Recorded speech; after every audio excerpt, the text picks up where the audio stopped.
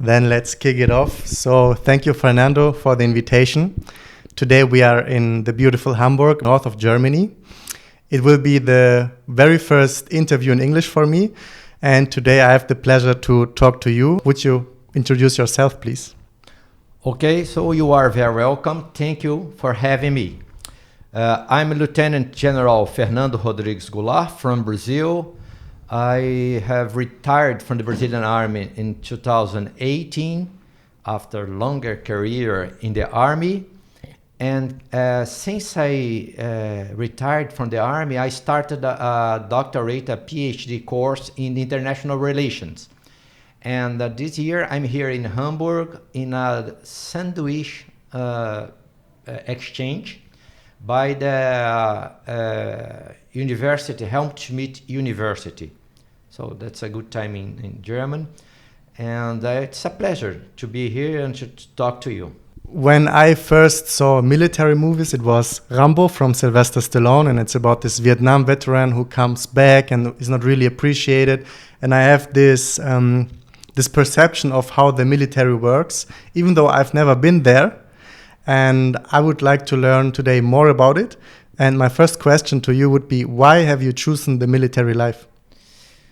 Okay, yes, this impression from Rambo and from Hollywood films is interesting because, that's not exactly what the army or the military are. This is very romanticized. As answer to your question, I started in the military very young. I was 11 years old, and in my hometown, my father and my mother decided to send me to a military school. This is one of the best schools in my hometown, but not exactly a military school. Military school was just the name. It had some military features, like a light discipline. We had to wear a special uniform and so. But there was no military training or military technical education. But through this military school, I knew the military, I knew the discipline, I knew the organization, and I liked that very much. 4 years later, I decided to apply to the military preparatory school. This is a military institution. And then I decided to follow the military career because, it attracted me very much. The main points are these ones: discipline, hierarchy, everything is very well organized, is planned in advance. Every time it can be planned in advance, it is. And that is the advantage that brought me to the military. Mm-hmm. I can understand that you felt very comfortable because you clearly could plan what will happen. You could forecast it because there is structure. But now you're in the military. What was your overall goal there? Yeah, my overall goal was ever to serve my country the best way I could. So I entered a military institution, an institution of the state, with a clear notion of its relevance. And my only goal is to do the best that I could in that career. I didn't have any other ambition than that. Mm-hmm. Yeah. So basically you wanted to become very good at what you do? Yes. And when I now think about the military, I think about these brave men who have to face fear and protect the country and go somewhere else. I like this one guy on YouTube. He talks a lot about the Fremdenlegion, like this French army, which you can join. Like when you're a criminal, you can join, and they get in different countries where it's very dangerous. And when I think about myself, if I would be able to do it, I don't know. And I think courage is a big thing in the military. And what I would like to understand, what is courage for you? Yes, interesting. Courage is a piece of character that's necessary in the military. What is courage for me? Now, courage for me is not the absence of fear. I don't think there is such a thing like absence of fear. For me, courage is a question of keeping self-control in face of the fear. I think that one should recognize the threat and be able to react. And the one that do that, I think this is courageous. This is not very easy. Some people can do that. Some people cannot keep self-control so good. And some people cannot keep self-control at all. But for the military, this is a requirement, keeping self-control. And it's interesting because different from the civilians, the soldier must go towards the danger. He must face the danger. He cannot get away. In a normal situation, in the day-to-day life, when people can manage the situation, getting away from the threat. The soldier must be stay there and sometimes go towards the danger.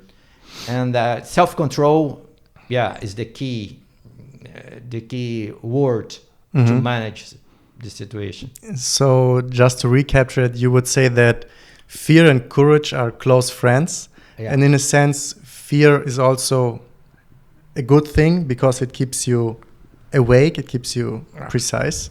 Yeah, we could say that fear must be there. I would say that people must recognize the threat.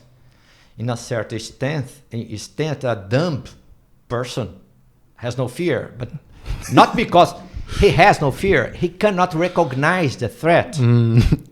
So smart people recognize the threat, but also it's necessary to recognize and to think right in order to react in the best way, to do what must be done despite of the threat.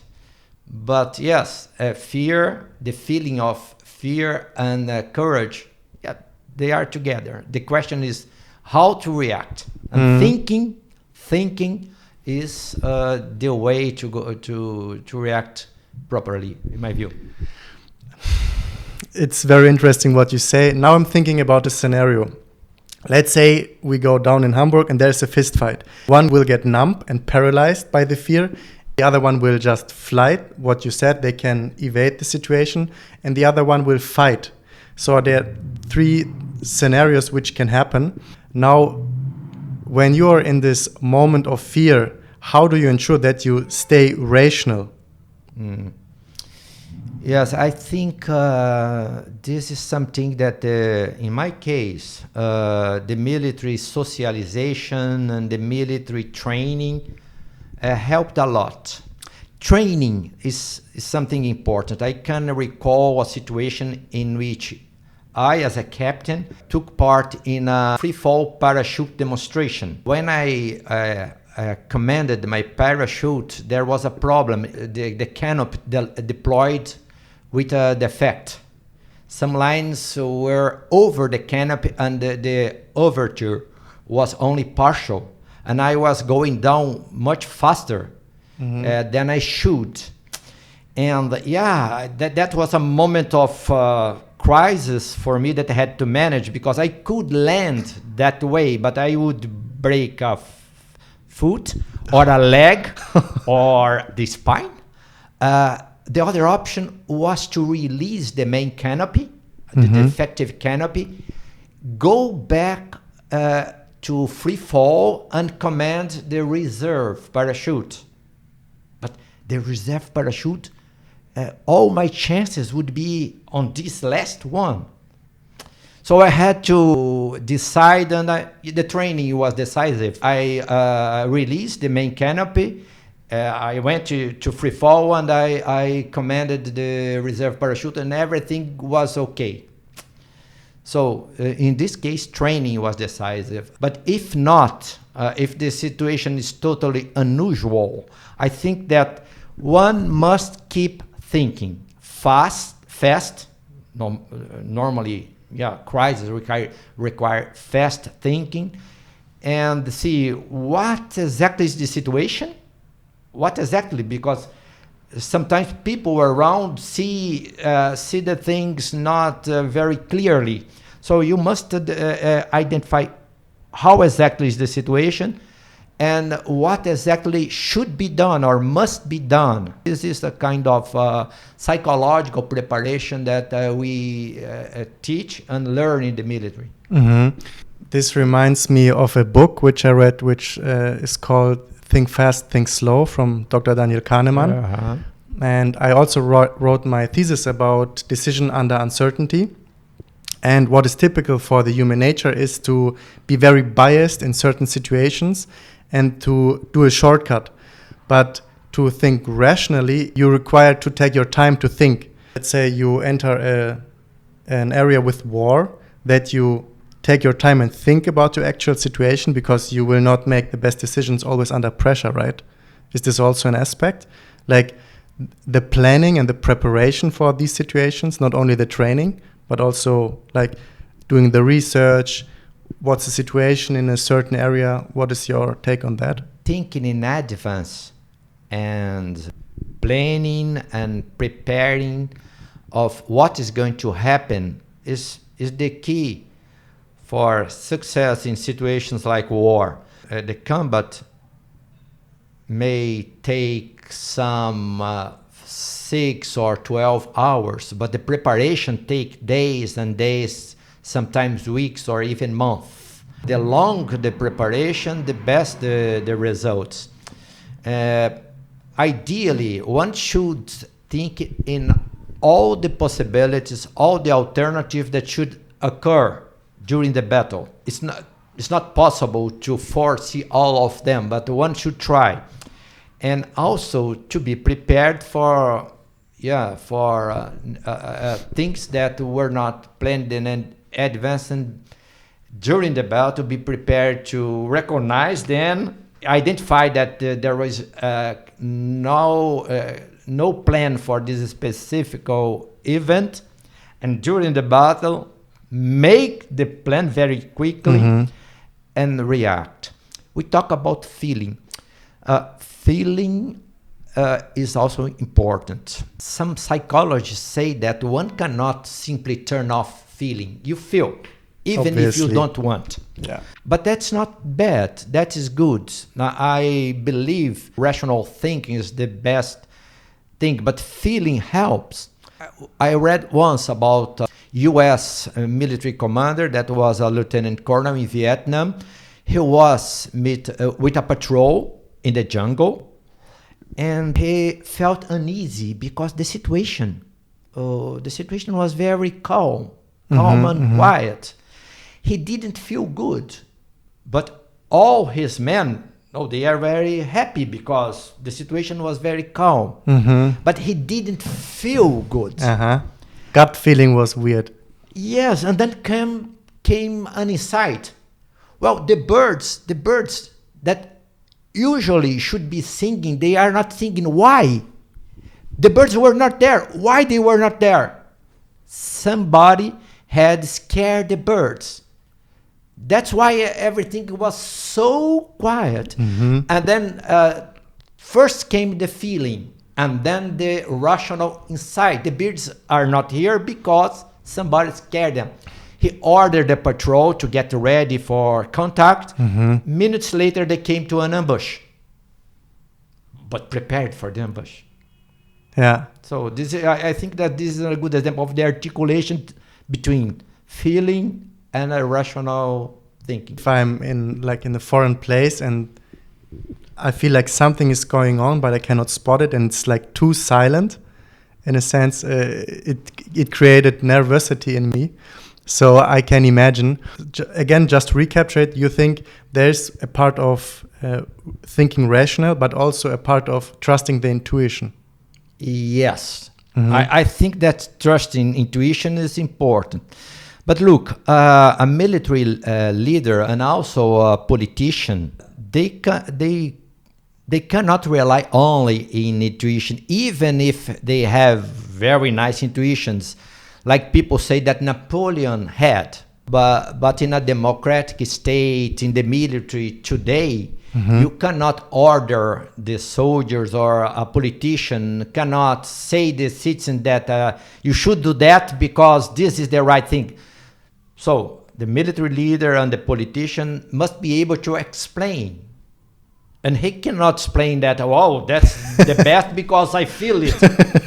So one can feel it correctly, but must translate that in rational arguments to justify the decision. In my case, that's come people to people. In my case, I would say that rationality represents 85% and feeling 15%. But the proportion goes to people, from people to people. At the end, important is self-control.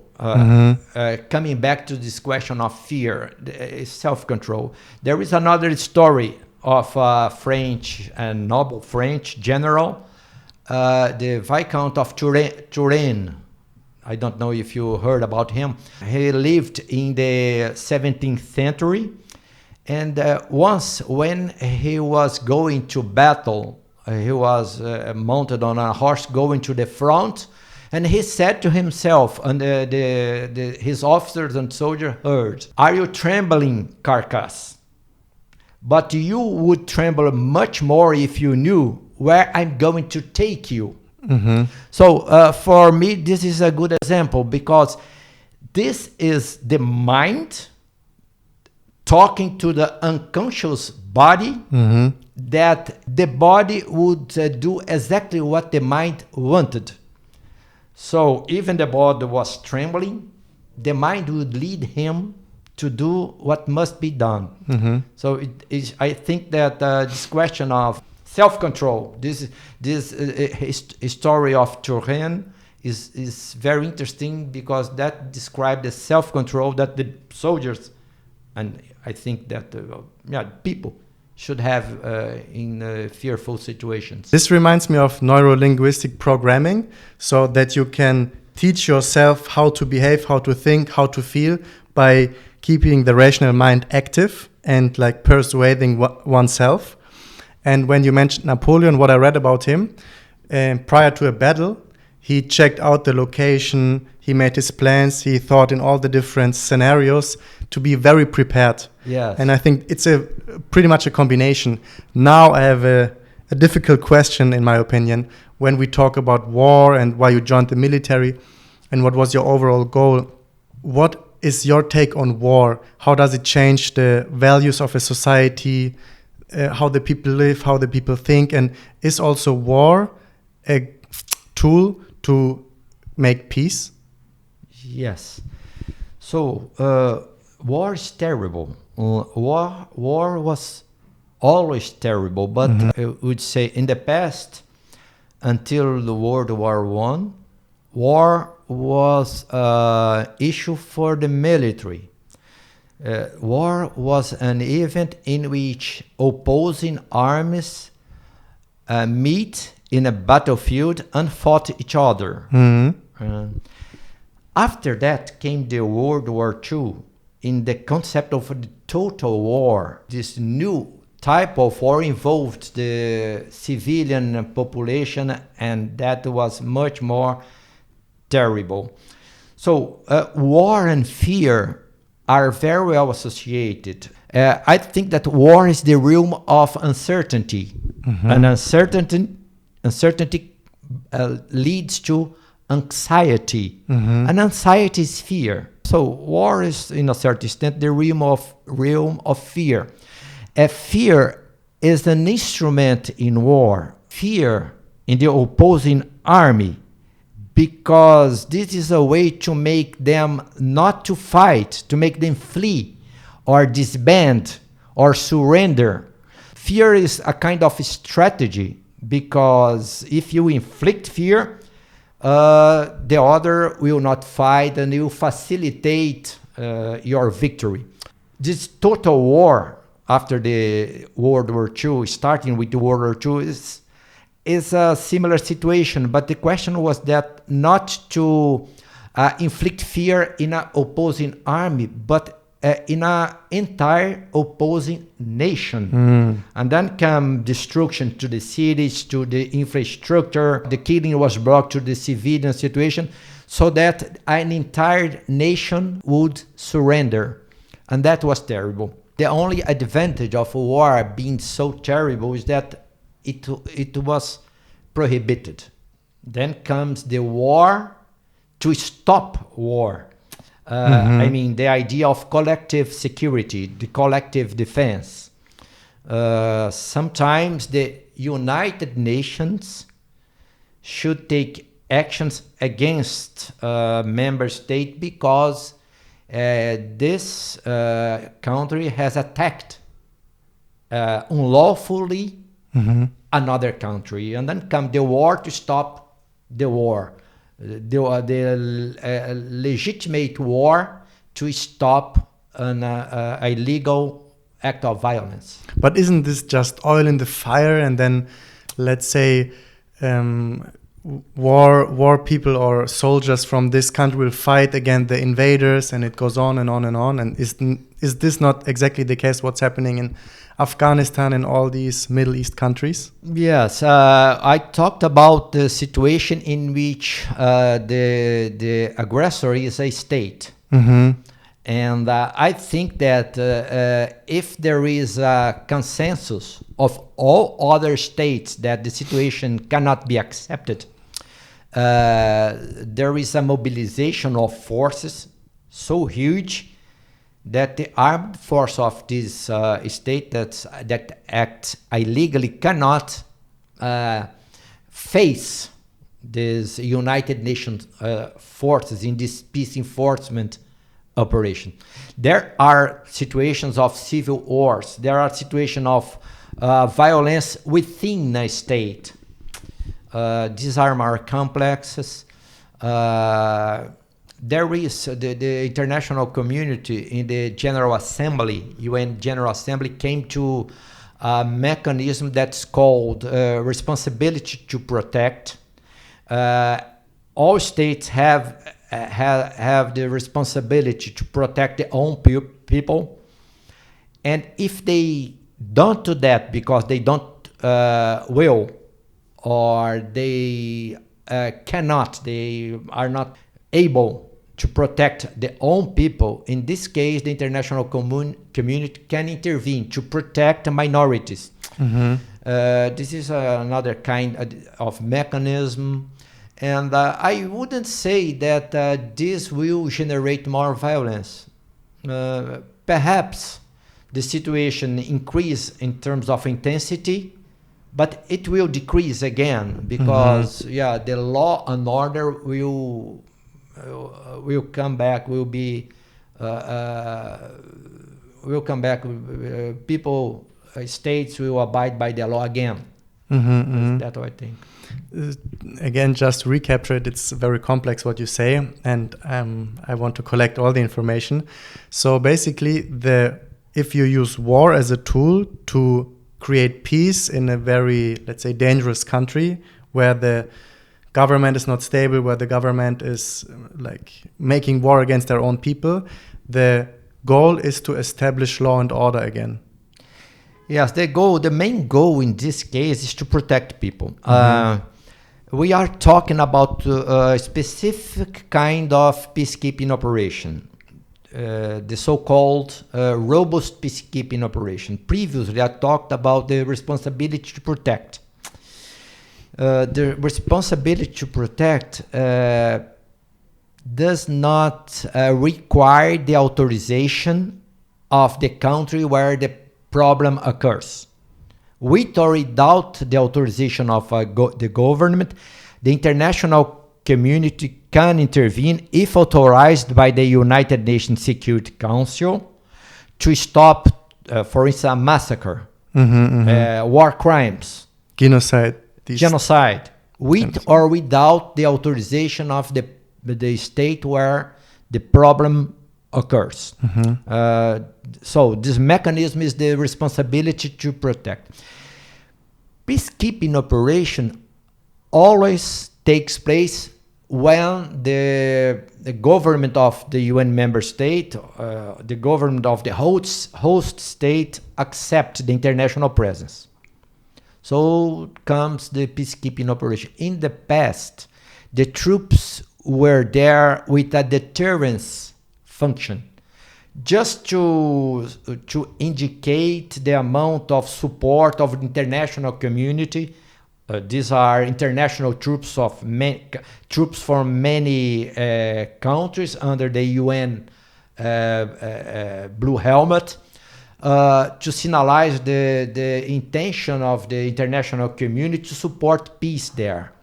But all the parties on the ground, were in agreement with the peace process. What happens more recently, some parties are minor parties. Some of them have criminal intentions. They kill people and keep killing because they do not abide by the peace process. And in order not to be hostage of these bad guys, the United Nations come with this kind of peacekeeping operation, these robust peacekeeping operations. The troops go there, the bluebirds go there. They know that the government and the armed force of that country support them, but they are minor parties, violent guys that they have to deal with. And sometimes there are combat, but this cannot be compared with war, because these are minor groups. As I have said, most of them are criminal groups, and the troops are powerful enough to deal with them. This is a way to stop the killing, even if these guys are not willing to come to the common sense. Are you talking about terrorist organizations like Taliban? Yeah, et cetera, et cetera? no, because as a matter of doctrine, UN do not deploy peacekeeping operations against terrorism, against terrorist organizations. But so, for instance, in Mali, where Germany has troops in the UN peacekeeping operation there, the goal of BIDUSMA, the peacekeeping operation, is not to combat terrorists, but the terrorists are there.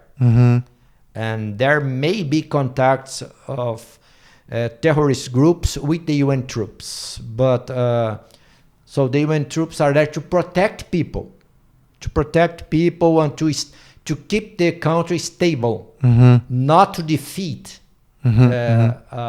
terrorists. Another question now.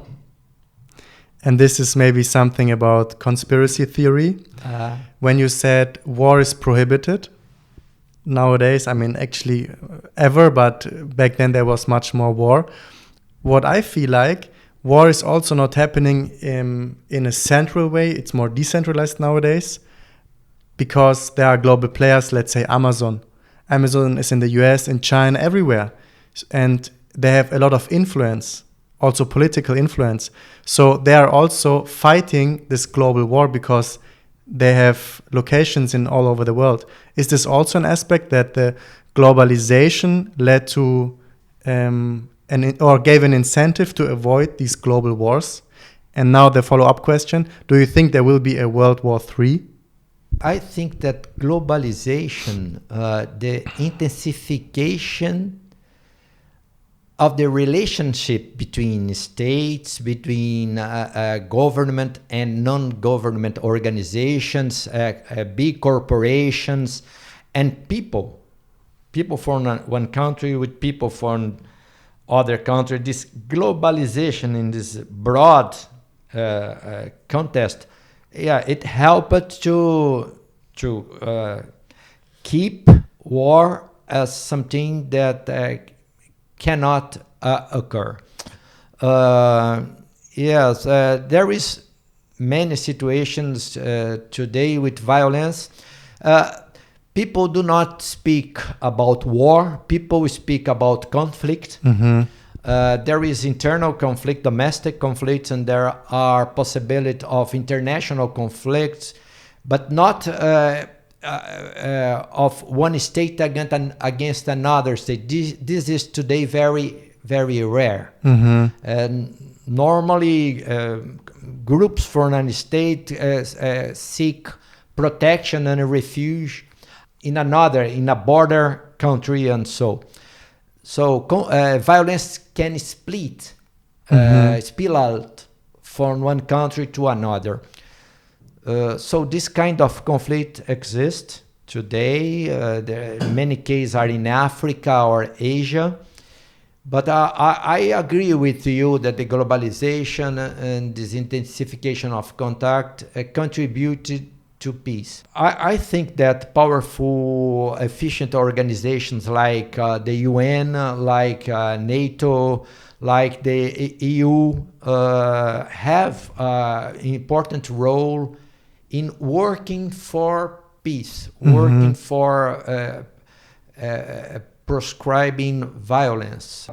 I don't believe that there will be a third world war.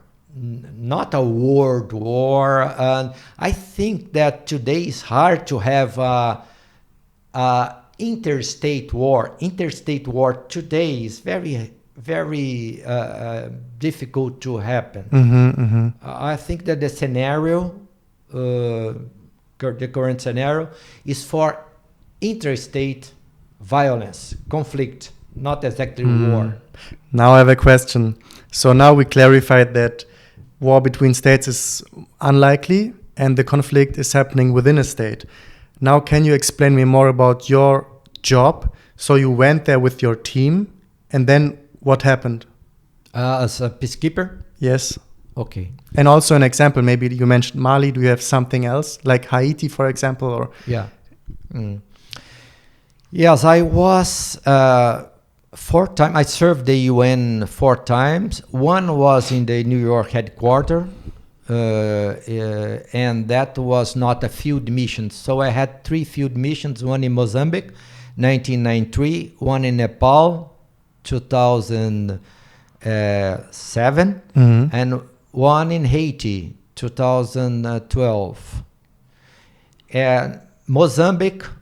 UNOMOS in Mozambique was a traditional peacekeeping operation. The troops were there, not so many troops, and the question was to indicate the intention to have the country stable, to have the peace accord obeyed.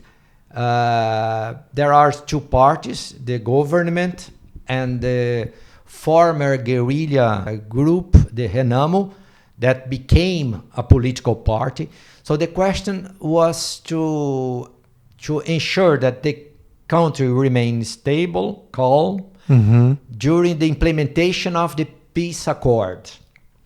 That was not a difficult mission for the military. That's a traditional peacekeeping operation. In Nepal, that was a political mission. I mean, the military were very few. I think that was a requirement for India.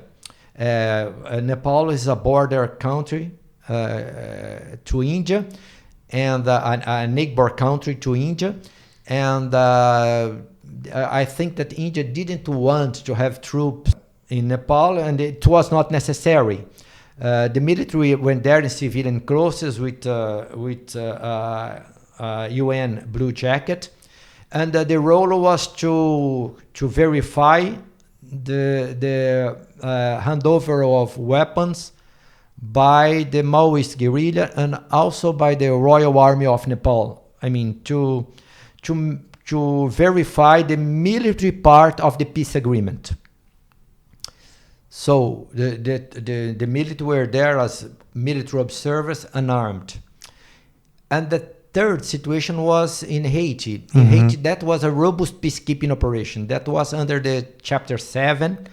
The Security Council evokes the Chapter 7 of the UN Charter when the Council wants to indicate that the mission must be accomplished even if the military force should be used. And Haiti, that was an internal problem. And there are not 2 parties, opposing parties, but the situation in Haiti is that there are many street gangs, violent street gangs, and criminal groups. They are illegal.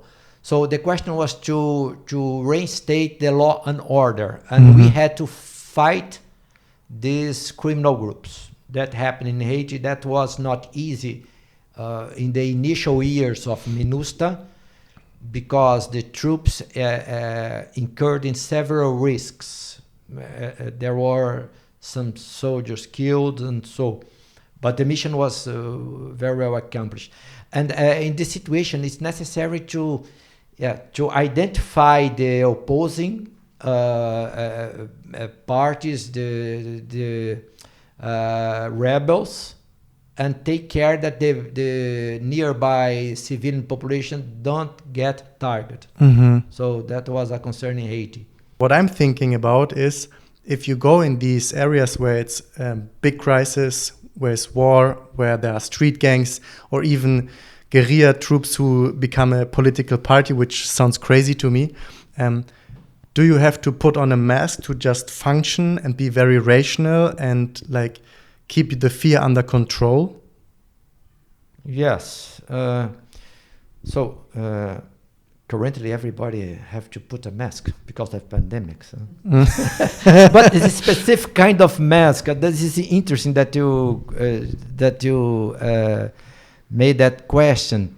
I would say that the leader, the military leader, and also the political leader, the politician, they have sometimes to put on a mask, not for them to be rational, because a mask is something for other people to see. They see them with this mask. What's the function of this mask? I think that this mask is to conceal their own fear and insecurity, uncertainty that the military leader or politician may feel. I think that with the staff, when the decision-making process is going on, the fear must be brought to the table.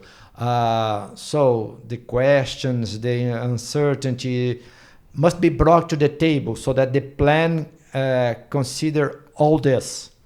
But when the decision is made, it must be communicated to the troops, to the subordinates, military subordinates, or to the public, in terms of what's the situation, very transparent, what is the decision, and why this is the decision, why that should be done.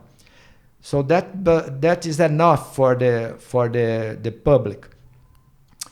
And the mask is for the leader to make people believe that he feel good with the decision despite of the risk. An observation, the risk also should be explained, but not how the leader feel insecure about the results because he doesn't know, he doesn't know the results. And perhaps the leader is a human being. He has some fears. The mask is not to show the fears. The fear should not be conveyed, transmitted to the soldiers or to the society. But I make an exception.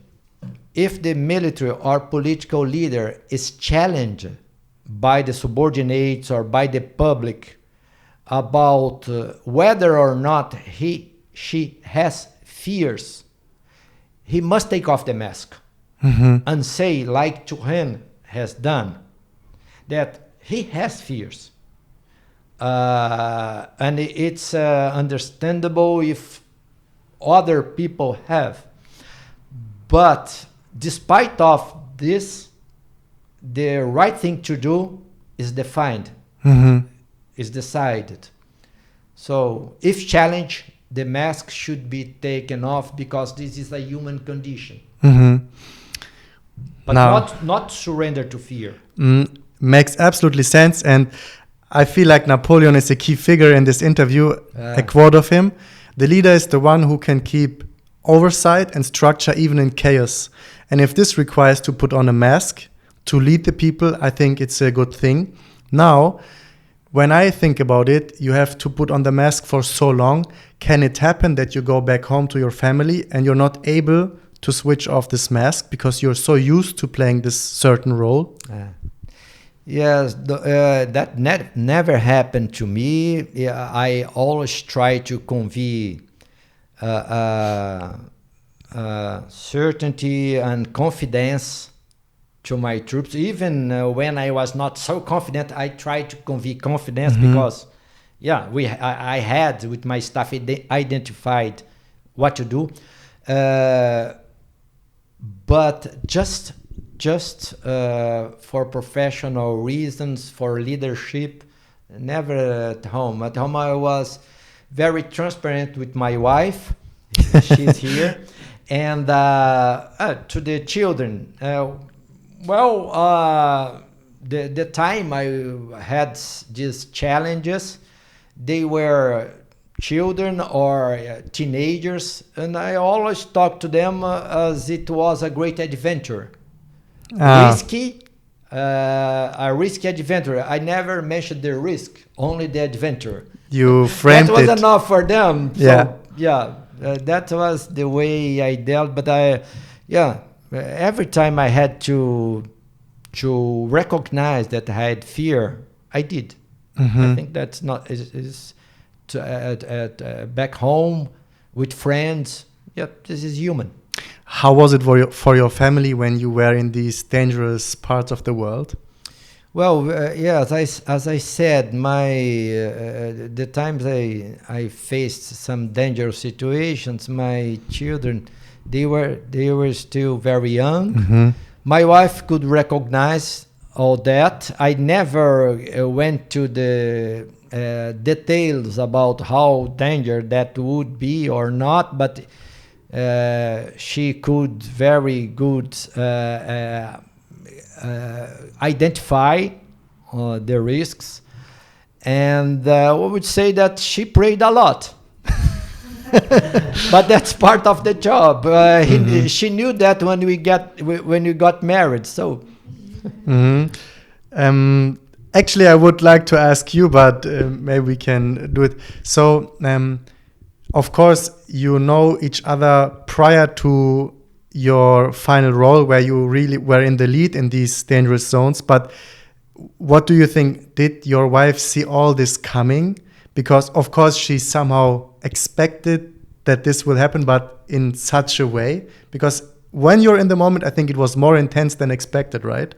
Yes, much more. No, I mean physical dangers. I never explained exactly about the physical threats that I would face, but her parents, her father is also a soldier, so she knows in advance this military life. I never discussed, but she knew that. She always knew, and the details she knew afterwards when we talked about yes. And but I always talk to my wife when I was insecure about attitudes or about points of view. She helped me a lot, in some decisions, in some very complex situations, not dangerous situations, but complex situations I had to deal with. Oh, she was always a very nice advisor. This is actually what I perceive in my relationship too. I don't want to compare, but when I have complex situations and I would like to make a very informed decision, very thoughtful decision, I'm always consult with my girlfriend, and she gives me a different perspective, different angle, explains me why certain people might feel the way they feel, and I can keep this also in consideration. So yeah, I think that's very important. One can never rely for the complex problems that one can face in this complex world. Never rely or think that he knows everything or he's fully able to deal with a complex situation. hearing others, working as a team, working well with the staff in the military. I think this is very important. Mm-hmm. Got it. So lots of information until now. What I would also like to know, and this is what soldiers on YouTube always explain, we are in these dangerous zones and we fight and we protect each other neck on neck. And we make these very special experiences. How or what is camaraderie to you, or like being a band of brothers with your staff and your soldiers? Can you tell me more about that? Yeah, in a certain extent, we talked about fear, about courage, about war, about decision making, and a little about motivation, and specifically combat motivation. Mm-hmm. Now, this question remits, in my view, to combat motivation. So, why does a soldier face risk, go towards the enemy if she knows that she can get killed or maimed? Why not staying there or getting back? So, which are the motivations? So one of them is the group, comradeship. Mm-hmm. The soldier goes because the buddies go, Mm-hmm. and he cannot stay behind because the friends, the buddies, they go. He must go together with them. She goes because the commander, the leader, goes. He's there with them, many cases in front of them, ahead of them. So one must go because the leader goes. So this compose very strong affective motivations for soldiers to face fears and dangers and go on. This is very important. Comradeship, friendship, the leading role of the commander. This have a very important role in making soldiers facing challenging situations. Mm-hmm. I have now a very deep question, I think. I don't know if you would like to answer it, but I will try it. So this is something I heard from a Navy SEAL on Spotify, and he explained he was in the lead, and they were, I guess it was Iraq. And there was a misunderstanding, and what happened at the end of the day, that both Navy SEAL troops or groups fought each other because they thought the other one is the enemy. But actually they were both from the Navy SEALs. Yeah. And then the question arises, who is responsible? And this guy in the lead, he said, it was my fault. And then he explained to his supervisors all the details, and he took radical responsibility for it. Did something like this also happened with you, that you made a wrong decision and someone got hurt and you had to take the responsibility for this? Yeah. You talk about something that is known in the military as friendly fire. Exactly, yeah. So sometimes in a military operation during the night, or the situation is very foggy, one platoon or company do not recognize the other. There is a misunderstanding. Mm-hmm. They took the other as the incoming enemy. Mm-hmm. And there is a fight, and that is an unfortunate, that should be avoided, but that happened. And this is a mistake, but happens sometimes. Normally comes up an investigation, and the responsibility are identified. The military should take accountability for their own act. This is important in the military life. But the other question is if there are mistakes that take other people to be killed.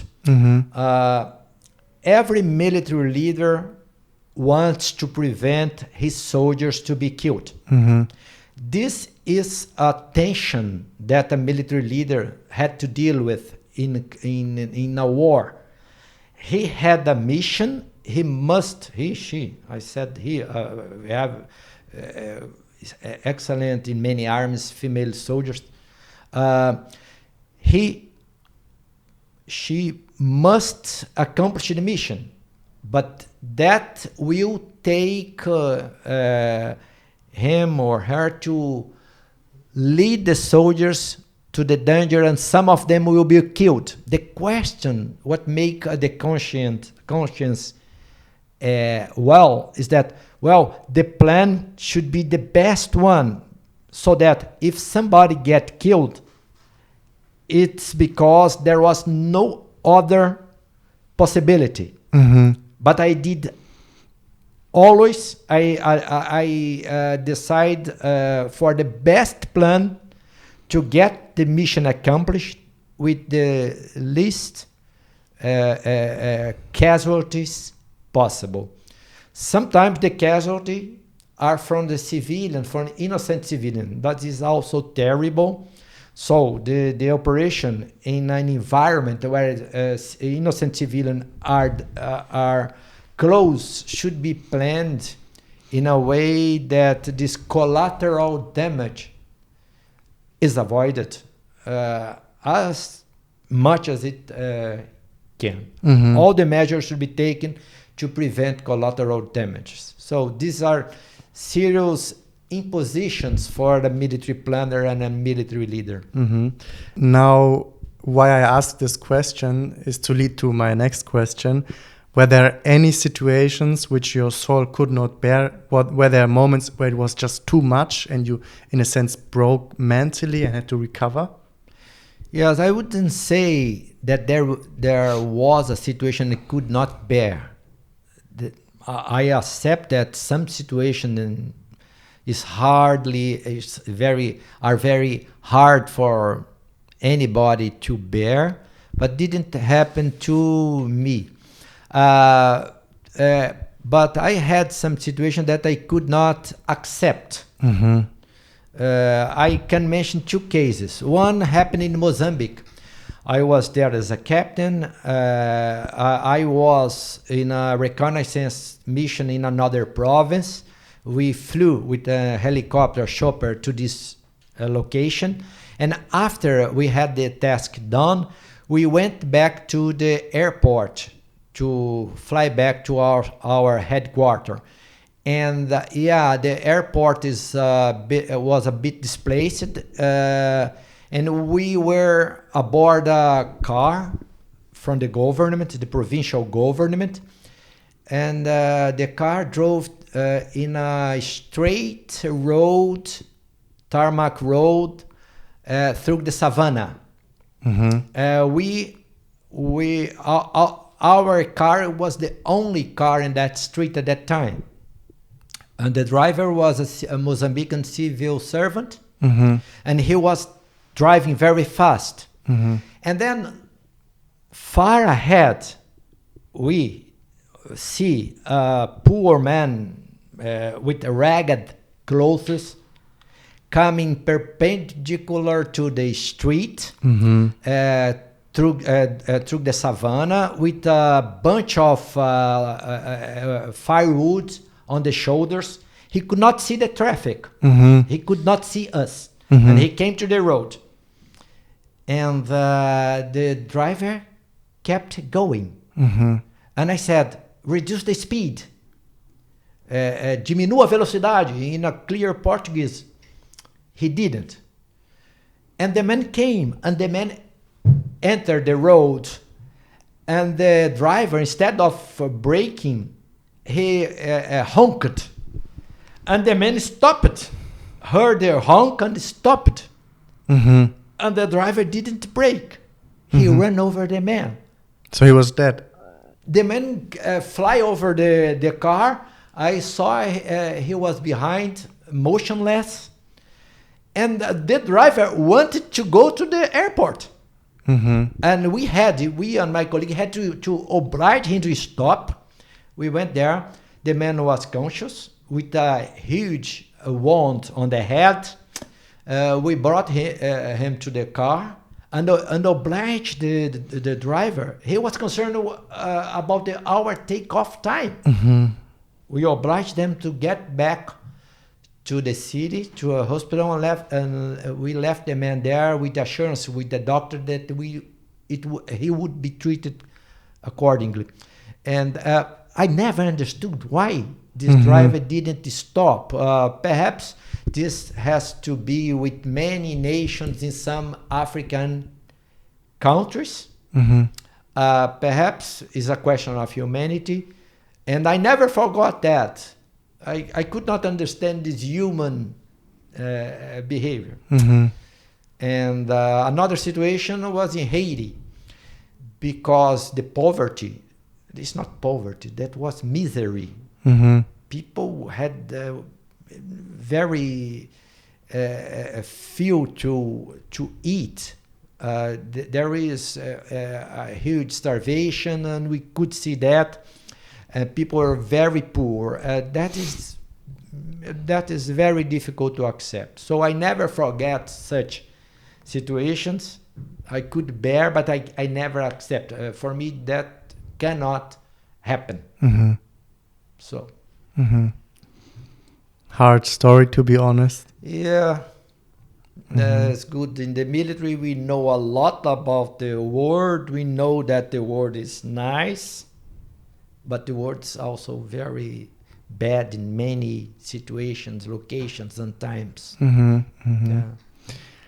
Again, just to recapture it. So what I think now about war and making peace is bringing light to dark spots on this earth, but also face the fear, conquer it in a sense with courage, stay rational, make good decisions, but also keep in mind that there will be losses.